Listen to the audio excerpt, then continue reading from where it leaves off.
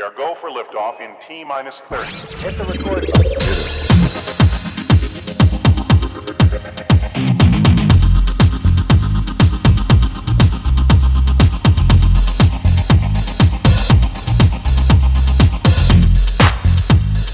Gosh, that's swell.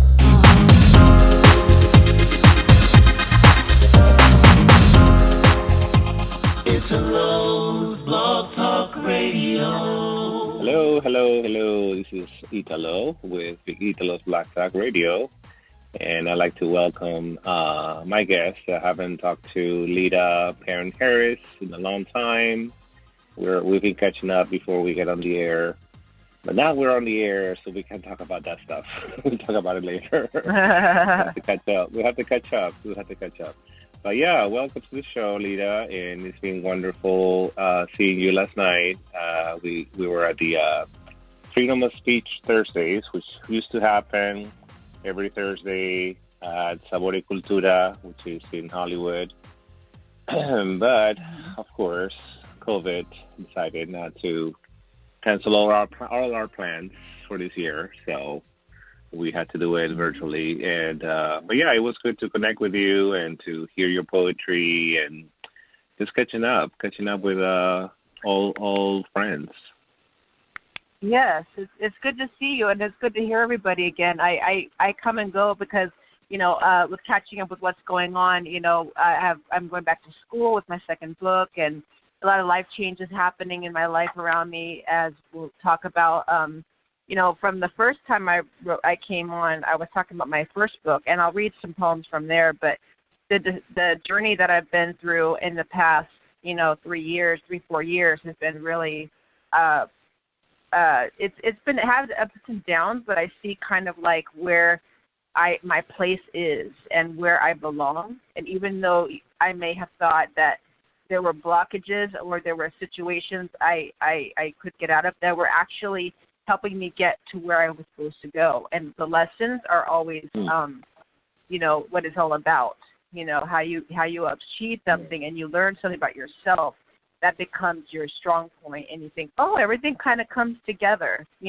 Everything comes together in its own time. So that's what this second book is going to be talking about. Is about those blessings that you come to your heart that come full circle, mentorship or broken relationships or family, things that you think that are going to keep you down. Those are just things that make you who you are. And my poetry has I think it's gotten better, but I think I've worked hard to maintain it and honor what my craft is. And other poets too. I like to support other artists as well. And that's part of what I do as a host. I like to see people shine also and thrive, so. Right. Actually, when I met you, it was you were in Tribal Cafe, if I'm not mistaken. That's right. You were hosting. And so I showed up there. And yeah, may I say that we were different people back then. I was seeking validation. I was seeking attention. I was just desperate to seek attention everywhere. And I'm still, I still have that residue of seeking attention. But I think it's obviously because of the pandemic and the quarantine and everything that's happened in my relationships and everything like that, it also has made me realize it's like I had to go through that. I had to go through all that struggle. I know you, of course, had a big loss at that time. We went our separate ways, but I know that I think you're happy now. I think if I'm not mistaken, I see you smile. I see you. Yeah. And you have your second book now. Come on. I mean, that's an accomplishment. Well, I can only say thanks to the Lord and for people who have been there to support me when I was at those points. People have come together And I can't forget the family and community that I found in my church, in my neighborhood, in downtown LA, the artist community. Without them, I wouldn't have made it, because I was separated from my own family for a long time. And I had to discover who I was. And like I was talking before about ups and downs, it's just, it brought me to a sense of survival. And writing has helped me, gather that and share with others. And hopefully, people can reflect on that and they can, it's something they can use for themselves. Right. So, how has your poetry changed in the last since your last book? What was the name of the first book? I don't remember. The book was called. It was published by World State Press. It's called In Love and Grace, and it was published in 2015. And I took this year to do an extension of my manuscript for the second book because I felt I needed another year of community literature initiative to complete the manuscript. I think the next book is going to be more it's going to be more detailed. And I definitely, through this process, I found my voice and the lyrical too. That's why my event is called the Lyrical Flames, because my own sound is a lyrical message that I get, and it's very visual. And I like to tell people in a story. I like to capture their emotions and try to bring that into the spectrum. And with that, and also being in quarantine, going through a breakup at the time, going through trying to make my family connections come together. It's been really an uphill thing, for me. But I think in the process, it's helped me gain more confidence in what I do, and not be shy about it. I think before, the first couple of times, even before when I was writing the book, there were some poems that were like, I thought were elementary, but they were just simple things. But I think I've broadened my writing skill since then, for sure. Right. Yeah, we always have to think, in my opinion, too, because when I published my first book, and I'm just trying to remember who I was back then, too.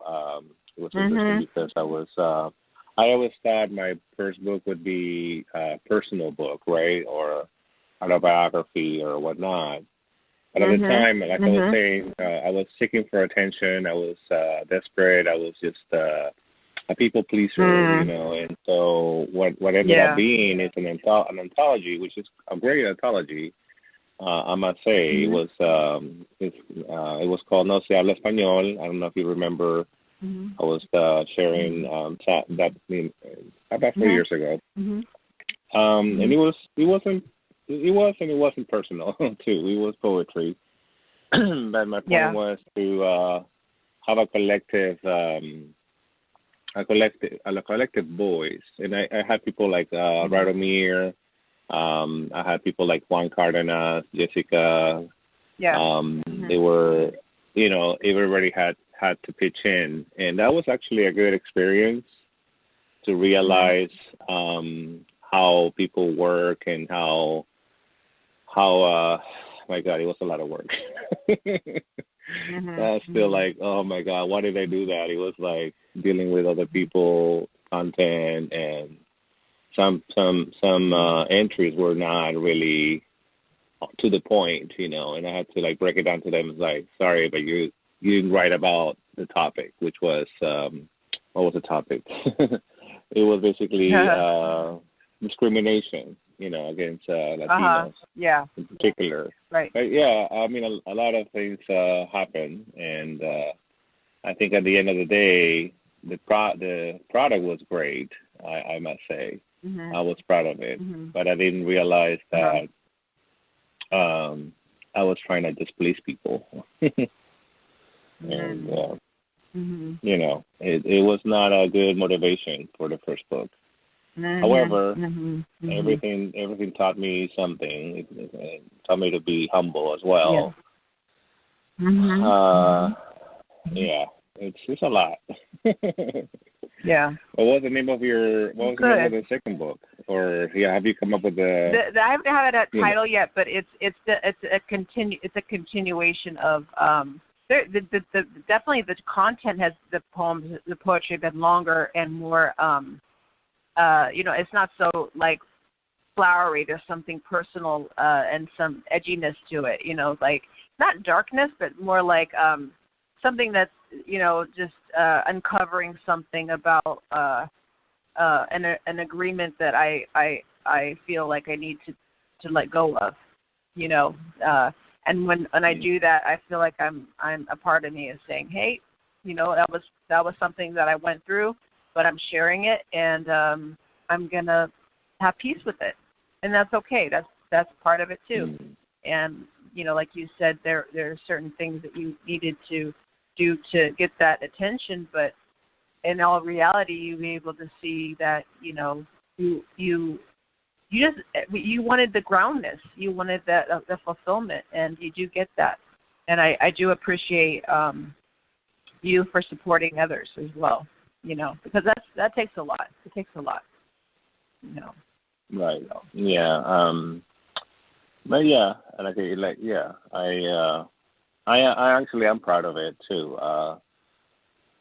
When I look back to it and I read it sometimes, and I read other people that were. I had to read all of it. So when I read it, when I read it again with different set of eyes, actually it was impactful. And a lot of people were actually impacted. Some people came to me crying towards the end of the reading, sharing their story. And so I think he touched people, which is what it's always the objective, right? To move people. Right. Because everybody has been discriminated. Doesn't matter where you're from. Doesn't matter what country you're from. Doesn't matter if you're an American, if you're not an American. Because I had people from India reaching out to me, and people from all parts, and I'm like, wow, I never realized there was discrimination in India. Obviously, there is, but sometimes you're like, wow, I never thought we would have reached that far, Yeah. Well, people with a fear-based mentality don't see outside of that. They stay in their own little bubble, and some people just don't know. But that's and it's unfortunate they don't see other humans as being unique as they are.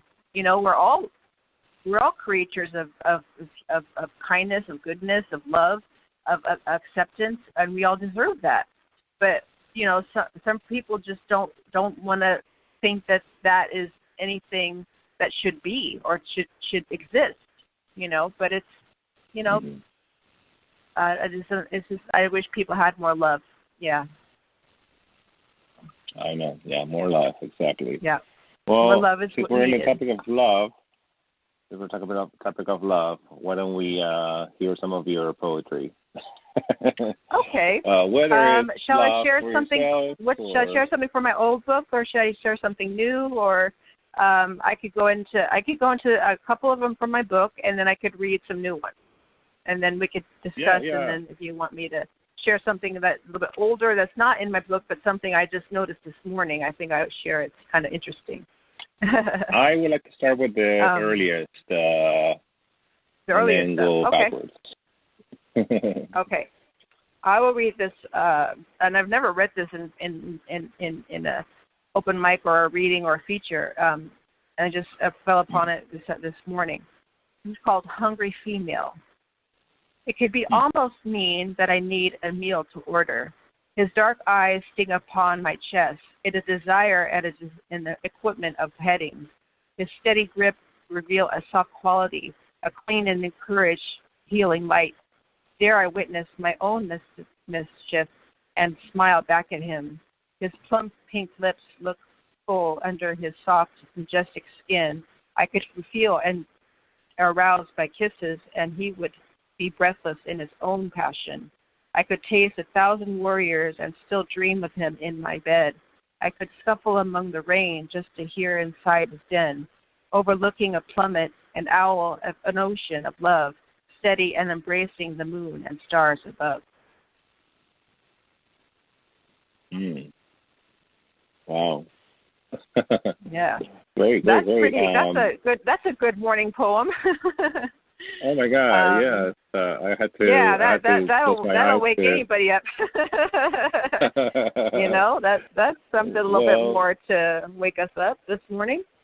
The one thing that I noticed from the poem, or the one thing that stood out to me, were the lips. Mm-hmm. For some reason, the whole entire time you were reading it, I was like, the lips, the lips. Yeah. Cool. Yeah. There's a need for that. Like we've all felt like that the desire of somebody. You don't know if you'll have them, but you're at least you can imagine it in your head. So. Right. Okay. Well, especially nowadays with all these. Sorry, go ahead. Was that again? No, go ahead. I'm sorry. Say it again? I cut you off. Oh, okay. Okay. Let me see. This one is about a breakup. I don't know which. This was written 8/4/20, so it's earlier this year. This is around. No, this is a couple. This was last month. Okay. Okay. So this doesn't have a title, but it's called "Walking Away," or it is called "Walking Away." I walked away, walked quietly that day to love. I've cried the tears at night, trying to forget, still missing our sweet bed, our desire to reach each other, and then being out with a downfall swindle. I never thought I'd actually lose you. Didn't seem possible to say goodbye to what we had. A marvelous time, though, and this inward silence of pandemic is a sorrow I cannot contain. We needed each other, but only to have for a certain amount of time. Our bond was sweet just as quickly and taken away passionately as a sad broken heart that mended afterwards was a sad fate, brisk of air, desire.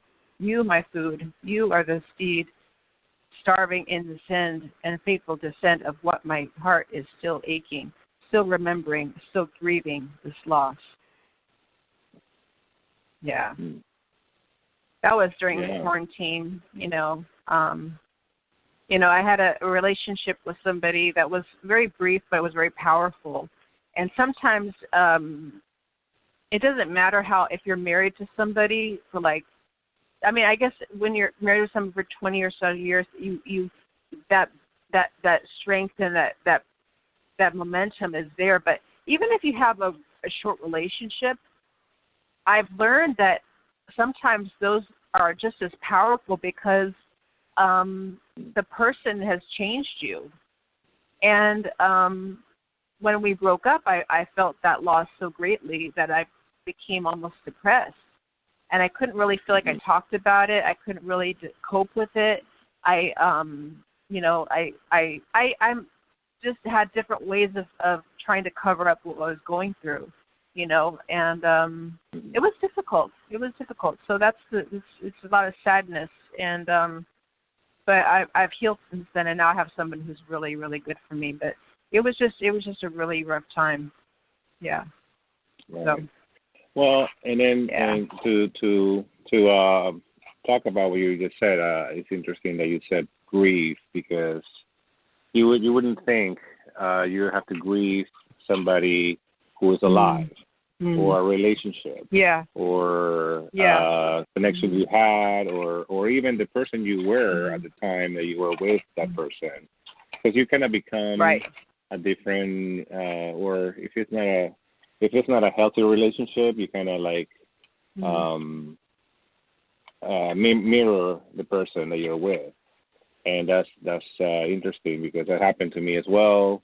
Where I had to break away from that person that I was, and grieve that person, and forgive that person, and forgive myself. Yeah, it's taking years, but yeah. Yeah. Yeah, sometimes you have to walk away.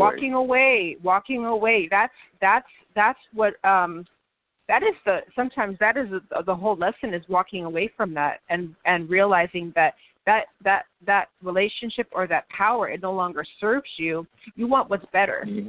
So you decide you're going to have better. You're going to decide better choices. You're going to have more opportunities that are positive when you lift yourself up and say, hey, I don't want that anymore. That kind of need of coping mechanisms or, like the where a relationship where it's like you're always at each other's face and you don't get space for your own self. It becomes a codependent, and that's harmful, more harmful than to stay in that, than to actually, when you break away, that's actually very powerful, It is. It really is. And that's sometimes the only lesson you need, So. Mm-hmm. Right. Okay, let me see if I can find another. You're right. Because sometimes, it's just hard to say when. Because it's over. I know. At least I knew it was over a long time. But I was trying to always excuse him or excuse myself or excuse the situation because it's better for both of us or better for the image of the society or the family. But yeah, once you walk away, you really have to do a clean slate and walk away for real. So not. I don't have a connection with that person, and I wish him well. Yeah. I wish him the well. The lesson is over. That's all you can do is wish him well because. That's right. Yeah. That's right. The next poem I read is a little bit more inspiring. It's a little bit more positive, but it's this one doesn't have a title, but it's more like a story. I feel like I've kissed you before, he said, 1,000 miles away when we knew life was healing, when love was abundant and we were young enough to chase each other around the bed in hot pursuit. I knew you then, lovely, willing to love me despite any doubts of fair warning of looming danger.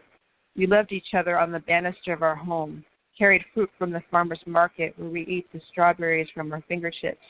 Yes, I knew you then, he said, when you coddled me like a snake, ready to strike. Your walking hiss and turned into the cheek of what never wanted to witness again. I love you then and still love you now. You broken mirror of regret. Your happiest smile when you eat your toast in the morning. This is the way I get to see you now. The long roads and who knows what we have to come after this far, and are still growing day by day, with children, grandchildren, and a fleet of sparrows fluttering and fluttering in our backyard. Yes, love, I still get to love you, still get to hold that cute behind of yours, that face I devour in my sleep. You give me peace, magic, irritated Mondays trying to wake you up, and have a lifetime we share each and every day. We get to say and spend this love. Yeah, see? That's what we were talking about. We were talking about that just now. Yeah. That's a forever love. Yeah. That's a forever. We all love. I dream about like how people are married for so long and they keep it going, and you ask them like, what is your secret? And everybody has their own interpretation or answer. And I would say, well, the happiest couple, they know the person well enough and have gone through enough that the little stuff doesn't matter. It's all about family. It's all about love. It's all about, making them breakfast or, doing little things they appreciate for them, little things like that. Keeping that romance alive is really important. And they talk about that. Keep the spark. Keep that desire to want to please each other and make each other happy. That's what keeps it going. Yeah. All the I other think stuff doesn't matter.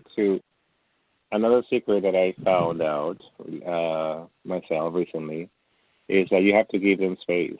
You have to give them some space. Yeah.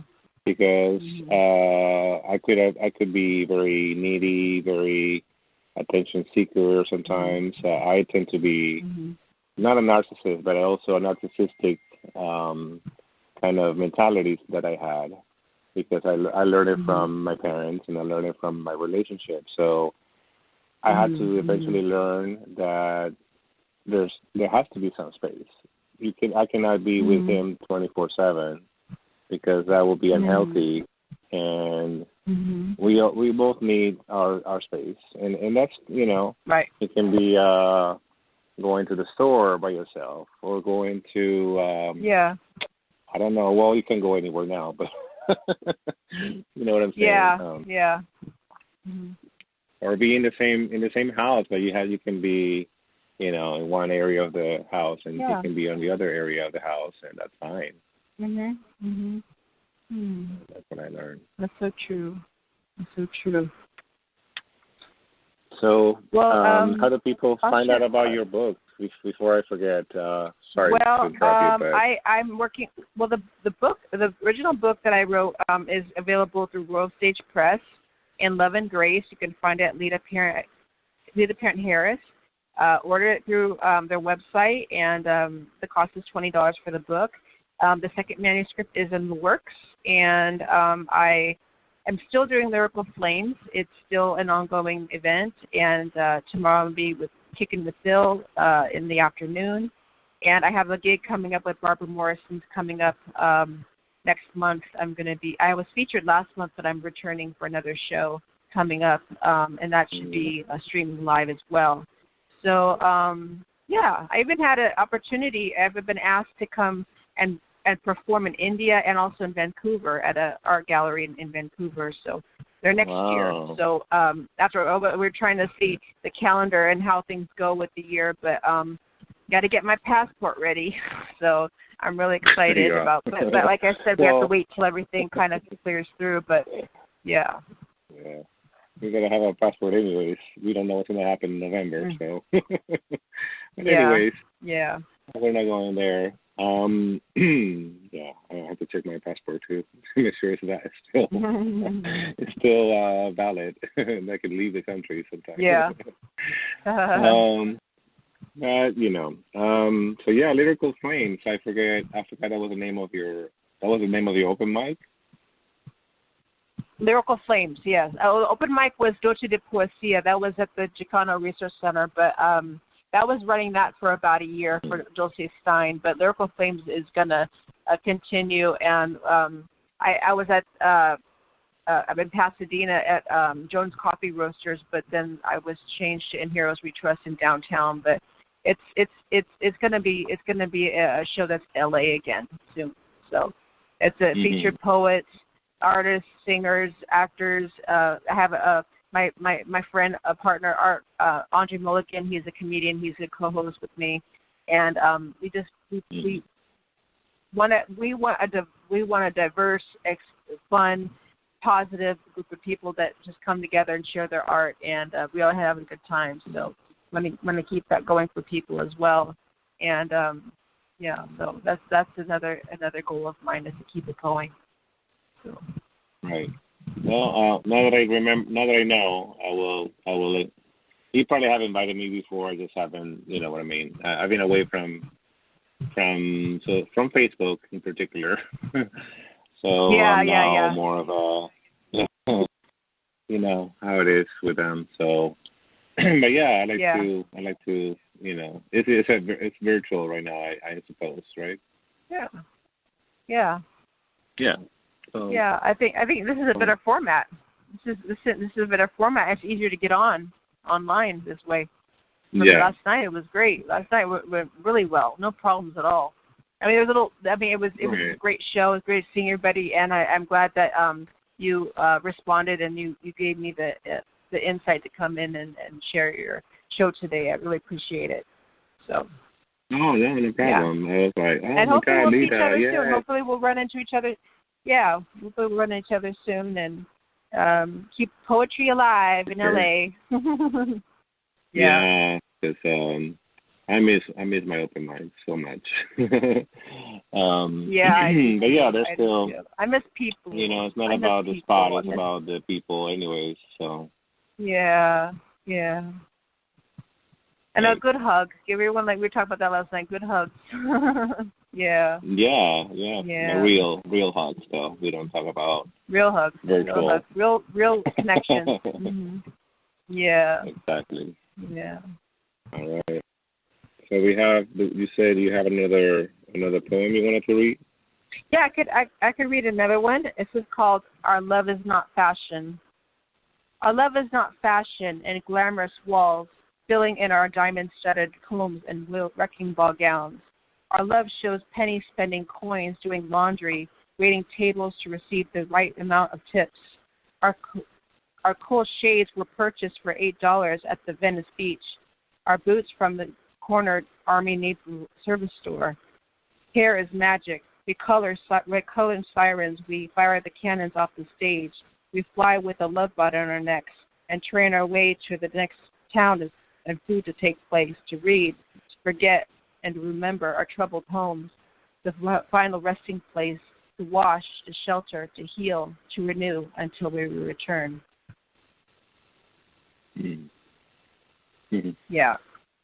Cool. Yeah. The little things, right?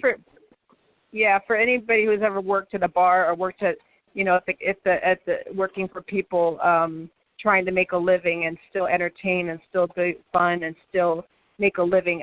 That's my ode to people like that. People who people maybe even take for granted a little bit. If there's certain, just for like being there, for showing up for you and taking your sadness away, or just being someone that works hard just to keep it going. It doesn't have to be a poet. It could be someone who works at a bar or whatever. It's everybody who's trying to make a living, a waitress, things like that. Well, I think there's a lot of talented people in those fields. Yeah, and there's a word essential thrown out everywhere now. And one thing I was saying, I think a couple of days ago, I was part of a panel for the theater community in Hollywood, and so one thing I had to say is, like, you know what, guys, theater is essential, and just like that, it's also art and poetry. It's essential. I understand we're not in the front lines of the pandemic. We're not the nurses. We're not the doctors. We're not the firefighters right now. But hey, we are all essential. The little things that we do, like you were describing in that poem, is essential. Serving somebody. That's right. Even if it's a stranger or you never meet that person again. Like I was doing Lyft, and I was coming. People were coming in and out of my car before the pandemic, and I think I had to. There was a shift to a few of them that I was like, interesting. He came out angry or he came out sad, and we had a nice conversation. And now they're off to wherever they had to go or the airport. There's always you can always touch somebody with your words. And so I think this is interesting that we are all essential. Like there's nothing we shouldn't be labeling work like that. It's like, oh, my work is essential. Oh, work is essential. They cook and serve people food. Yeah, they serve drinks. They provide something that people need also. And sometimes they go unnoticed or they people just discard them, but they're essential workers too, like you said. Yeah. Yeah, they're not celebrities. So give them their tips. Give them their tips, everybody. Give them their tips. Yeah. Yeah. Actually, I want to interview this guy I found on TikTok. He's an artist too, and so what he does is it's interesting. I'm gonna have him on the air. Hopefully, his name is Liquid Shano, or Shane is his name.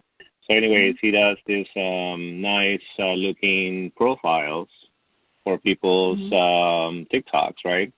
And it's very nice. And it's very cool. And so, but what he does with the money, because he says, okay, I'm going to collect, $25 or whatever you want to pay for it. which it's already $25 is already cheap. I'm like, that's pretty cheap, but you can actually do more. And then he says, with the money that you guys are giving me, I'm paying it forward. So what he does, he goes to the restaurants, he goes to Starbucks, or he goes to any random service person, and he hands him the money. He's like, okay, here's the story, here's what I do, and we want to, you have a great service with you right now with the pandemic, and you have the mask on, and I know how, so here's $500. And they're like, what? I can't believe this. And I'm like, that is so cool. You touch people that are serving you, and that's it. It's paying it forward. Yeah. Yep, that's right. That's so true. Yeah. So we have a few minutes left. What would you like to talk about? I feel like a therapist. Let's see. Well, I was kind of debating what's on people's mind is the Mulan movie. I mean, I saw a couple things about it, and I heard there wasn't even a song in the movie. I understand there wasn't the song was that something you said, that the music wasn't there? I didn't. But I was that you who said that? No, that was not me. But, that was not me. I saw that. Okay. And I was like, okay, come on, dude. Like, it can't be that bad. I thought. Well, I think I didn't know how much it costed to watch it. I had no idea it was that much. Oh, and I know. Thought, wow, that's people. But I understand it was. Some people that did see it liked it, but I'm kind of apprehensive of paying that much money to a global I would not pay force that is Disney that already makes enough more than I could ever imagine. It's just. Exactly. But I understand. But yeah. Yeah. I mean, they try to probably cut their losses, right? But like for instance, they did the Hamilton. The Hamilton was put on during the pandemic, and that's wonderful. I mean, everybody saw it. Whoever couldn't afford to see the show, like I couldn't afford $800 for a seat.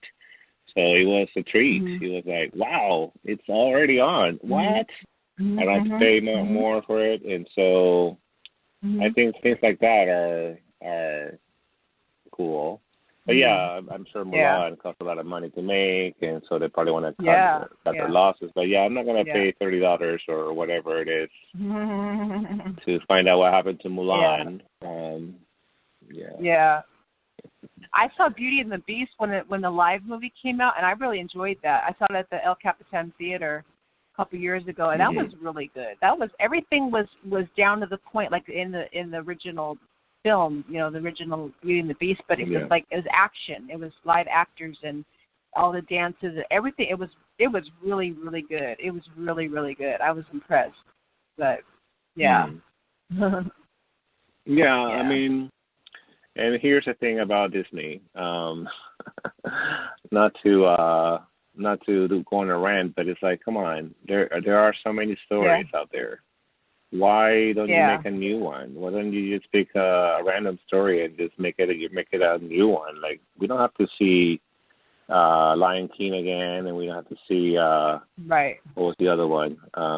Beauty and the Beast again, or Cinderella one more time. Like, come up with something new, dude. Like, you are Disney. You can afford it. People will see it. Like Finding Nemo was original, and I'm like, okay, there you go. Doesn't have to be a fairy tale. Yeah, I love Finding Nemo. It was great. I think Pixar is wonderful. Toy Story is my favorite. Toy Story and all that. Yeah, I love that. Yep. Yeah. Yeah. But like you said, you have Disneyland, which is making well now probably not, but it's making you so much money. Like, you have to, I don't know, be more for the people. We've been supporting them for how long? So give some back. Come on, pay it forward. We're in a pandemic. Yeah. Yeah. I Should I still read want to go one to more, Disneyland. or Yeah. Yeah. We have a few minutes left. Okay. Go for it. Okay. Let's see. Okay, I'll read this one. This is called Trouble. Leaning in on our elbow, we listen. Cock our nosy head to the side to hear the juice pour out, the lies created in the story, the amount of BS pronounced. We love the gossip, the fall of the highest queen makes as she emerges herself in front of the masses and ends up having to scuffle in filth as she carried. Is it no wonder we don't ask ourselves what is better for us as humans? No. We pride ourselves in people's suffering, then invite them to dinner to hear the details. Bruise the ego until it is fine dust. Penetrate the smile and find the sins of their heart. Instill and make them no effort to change themselves, but rather define a meaning to someone who makes a name for themselves and can't understand why, in the end, they embrace their own love and understanding to succeed despite the blockages keeping them subdued. Can't allow them to hold their head up high or find the true love of a lifetime to heal and nurture their soul. Find a way to broaden our own perspective of the paths we are given in life without judgment, without hate or desire of our own unhappiness, with our son, or without being ourselves, our dying spirit that just wants to be someone other than themselves. I was just telling my truth. I have to listen to it. I just felt like a lot again. of, I felt, sometimes you can almost feel like people like crowd about you and talk and God, you don't really know if you're living in a bubble, but you can actually sense it around you. And you realize they're not going to tell you what they know. They're going to let you sit and just kind of live it and make your mistakes, and they're going to laugh at you. They're going to judge you. And we all make mistakes, but sometimes when you're in a public eye, people see that, and then the fall is so much worse because it's a bruise to your ego, and they're not gonna lift you up. Some people let you squalor, and but that's when you realize you have to be your own person. You have to stand up for yourself. So that's what that's about. Know your worth. Know your worth. Right. Know your worth. Exactly. Yeah. I didn't know my worth. And it cost me a few friendships. Hey, here we are. But hey, Lida, it's been wonderful. It's almost the end of the show now. Thank you. But this demands a part 2 or more. Maybe you can have another one of the poets that you're. Anyways, invite people to be on the podcast because I feel like there's so much to cover, with other poets too. And, it's wonderful to just stay in touch. I miss my poets. I miss everybody, and so it's nice to talk to them on a personal level. And of course, if you want to follow Lida Parent-Harris, I'm going to post the links below to her. All the information will be below. If you have any handles or anything, maybe shout them out right now before we go. It's an hour left before we leave in a minute. Yes. I'm a mentor for County Los Angeles Department of Mental Health. I teach a poetry class on Tuesdays. So if you guys wanted to join us, I could give you information.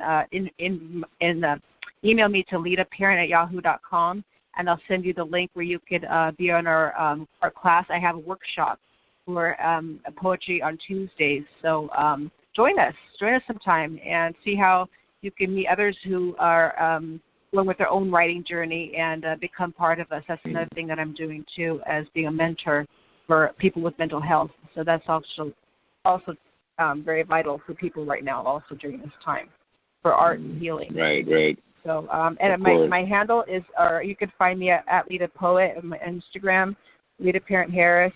And, I'm available everywhere. So, again, my publisher is World Stage Press. In Love and Grace is my book. And I am looking forward to seeing everybody soon.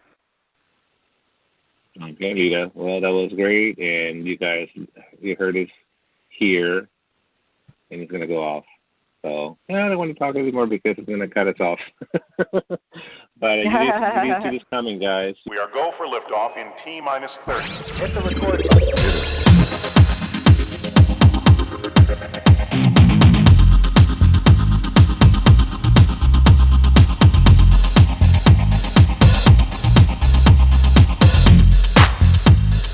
Gosh, that's swell.